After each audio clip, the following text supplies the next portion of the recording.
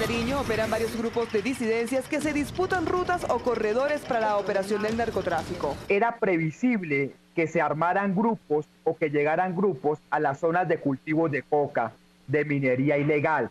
El problema fue que el Estado colombiano demoró su estrategia militar.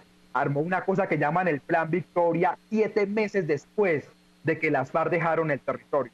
Para este activista colombiano es un grave error que el gobierno ecuatoriano haya abierto un canal de comunicación con alias Guacho. Un Estado le da interlocución a un grupo de criminales, no es una guerrilla como era la de las FARC, sino es un montón de narcos.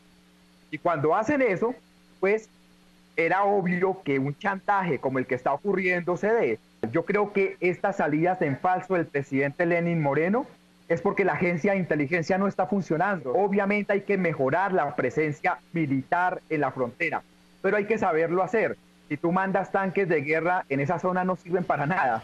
Por su parte, el analista Fernando Carrión cree que los problemas en la frontera norte en Ecuador no comenzaron con los acuerdos de paz en Colombia el año pasado. Aseguró que se debe tomar en cuenta el tema del narcotráfico y cómo este usa las sociedades locales abandonadas por los estados para infiltrarse en la economía legal a través del dinero ilícito. Necesita reconstruir el tejido social. Por ejemplo, uno de los grandes problemas que hay en la frontera del lado ecuatoriano es que hay alrededor de 7.500 personas que están desplazándose. En esas zonas hay sembríos de coca.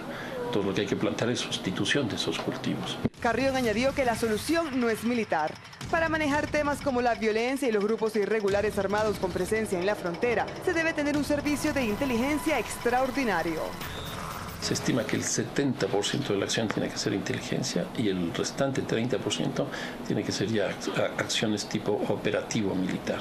Con esta postura concuerda el analista de seguridad Ricardo Camacho, quien aseguró que una ofensiva militar ecuatoriana en la frontera norte no sería la solución idónea al conflicto.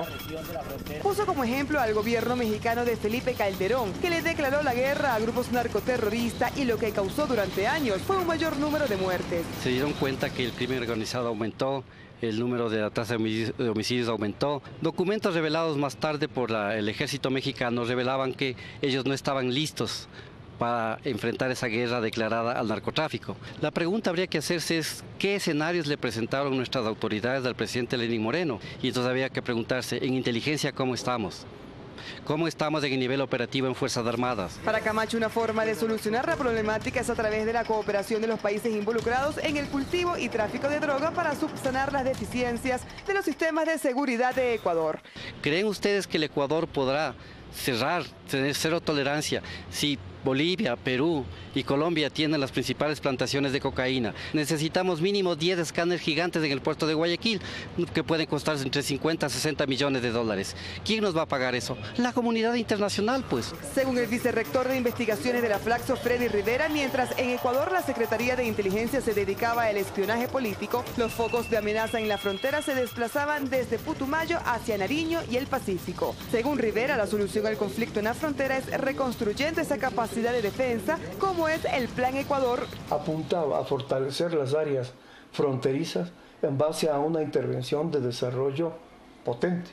Con el paso de los años, esas competencias específicas de Plan Ecuador se difuminó. Por su parte, analistas creen que desde la firma del acuerdo de cooperación entre Ecuador y Colombia en Pereira, el país se involucró en una situación que no le corresponde.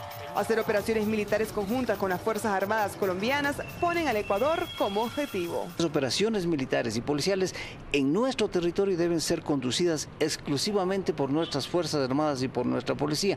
Por lo tanto, esa coalición binacional no debería existir. Por último, el comandante policial Ramiro Mantilla dijo que se ha fortalecido la seguridad y anunció que se incrementarán los controles en las vías y en el eje de inteligencia.